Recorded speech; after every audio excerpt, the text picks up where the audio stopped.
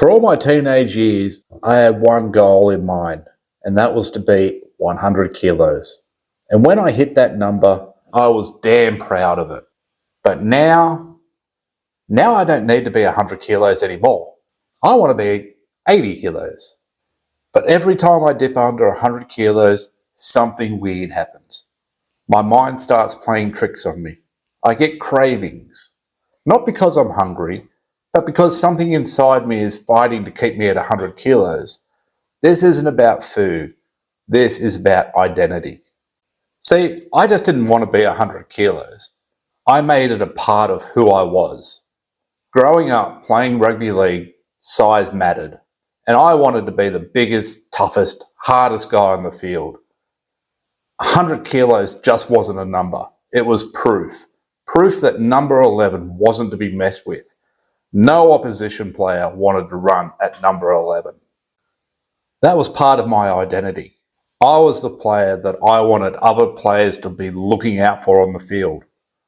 That I was somebody. And when I finally hit that weight, I was happy. And I carried it with pride. But now, years later, things have changed. My life has changed. I no longer play rugby league. I don't need to be the biggest, scariest guy on the field anymore. I don't need to be 100 kilos. And I don't need to prove anything to anyone anymore. And yet, my mind refuses to let go of it. Every time I drop below 100, it's like a switch flips. Suddenly, I want to eat. Constantly. I'll be sitting there, not even hungry, and my brain goes, have a sandwich, eat a snack. It's like an alarm goes off inside me, warning me that I'm about to lose something. So far, I'd failed to connect the dots. Until now. And that realization came as one day I caught myself standing in front of the fridge, just staring, not hungry, just searching for something for comfort, searching for an identity. And that's the moment that I realized this is about who I think I am. The stories we tell ourselves are powerful, and sometimes the stories other people tell us are even stronger. Back when I was younger, a few years after I stopped playing footy, I dropped to 78 kilos. And I remember seeing some mates after a long time saying to me, you look small. You're too small. You don't look like you anymore. I can't really look at you and take you seriously. Even my parents thought something was wrong, and my mum was convinced that I must be on drugs. And those words have stuck with me. Even now, after all the work that I've done on myself, I can hear those old stories trying to pull me back. But there was another story too, a moment I've tried to hold on to, but somehow keep losing it. A boss once told me that I looked like a young Patrick Swayze from Point Break. I had the long blonde hair, I was surfing, and I was just living free.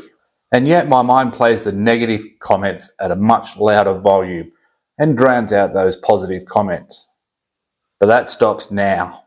Now that I hear them, I know what's happening, and I can choose which story gets blasted. I know which stories are going to help me, and I get to choose if I play those stories or the negative ones.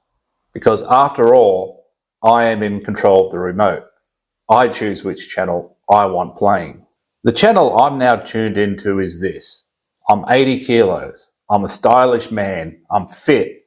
And I love running around playing with my dogs. I like this show. Over on the next channel, I'm walking the El Camino. Instead of seeing myself as the big guy who needs to stay at 100 kilos, I see myself walking the El Camino at 80 kilos and having the best time ever. No more clinging to the old version of me. I've started creating the new one. I close my eyes and I see it and feel it. My body moves with ease. I'm walking with confidence, the sun on my face, the rhythm of my steps, steady and strong. This is who I am now. So that's what I'm going to do. I'm going to see it, feel it, live it in my mind first. I'm going to visualize myself walking the El Camino as the guy who's free. Free to move, free to be lighter, happy, fit, and living the best life. Now I have a question for you. During this whole story, what words have you not heard? You have not heard me say I'm going on a diet.